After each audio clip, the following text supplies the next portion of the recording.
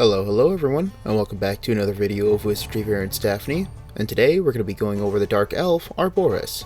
Arboris is an interesting character as he has a lot of support options for your team, along with boasting a very strong Earth-type physical damaging skill. I believe that this character is worth pulling if you want his inheritable skill onto your MC. He can make for a good thief character on your team, however I personally feel as though his skill is more useful than the character himself. Regardless, in this video we're going to be focusing on his unique passive, inheritable, and discipline, on top of what to focus on with his dupes, so stick around as we get right into the video. Arboris' unique passive skill, Lord of the Deep Forest's Leadership, is an alignment-based passive that increases the user and all adjacent evil and neutral alignment allies' evasion and action speed. This passive increases evasion by 6 and action speed by 4, making it useful for both evasion-based characters and evil allies in general in terms of action speed. His discipline focuses on both accuracy and stun tolerance, making it bad in my opinion. Lastly, Arboris' inheritable, Astral Break, deals major Earth-type damage to one opponent, while also bypassing a certain amount of their defense stat. This skill also increases the user and allies' action speed that is either placed behind of or in front of the user. This skill's damage, armor penetration, and action speed increase is reduced when the skill is inherited to a different character. This skill is also affected by the weapon's ranged modifiers that is equipped, meaning when the user is equipped with a bow, you can hit multiple rows without sacrificing your accuracy and damage. When equipped with a dagger, however, you are not granted such luxury. Arboris' race, being elf, doesn't exactly mesh well with the thief class. Elves have a fairly decent dexterity stat, but when compared to a thief proficient race like beast folk, they lack the action speed and evasion that thieves focus on. You'll still want to build for those stats, you just won't get as great of results when compared to building other characters like Deborah, who is a beast folk. Surety is also a stat you'll want to focus on, as thieves focus on their surety chance as well as their surety damage. Overall, the stat distribution you want should be similar to Deborah's. You'll want to invest into dexterity and speed, along with a little bit of strength. Dexterity will help you with your overall surety chance and trap disarming skills, as well as scaling with Dagger's Nimble Strike passive.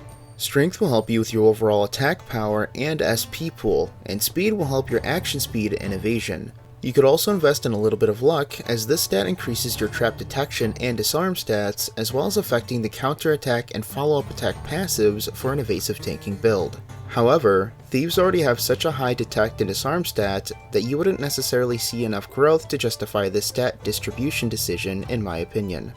For his duplicates, I recommend investing 1 or 2 into his Astral Break ability, and then the rest into his discipline. The reason I suggest this order is because you're going to get a lot more use from his inheritable skill over his discipline.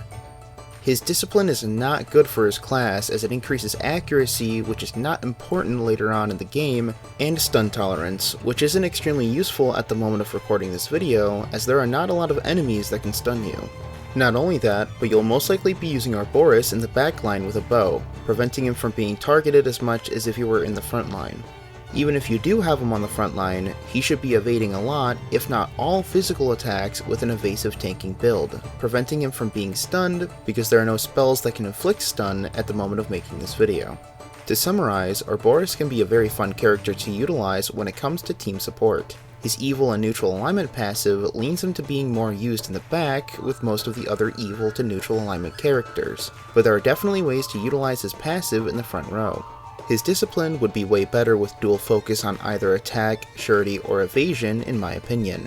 Then, his Astral Break Inherit is incredibly good. Its defense penetration and ability to increase action speed of the user and the ally in front of or behind the user can be absolutely incredible.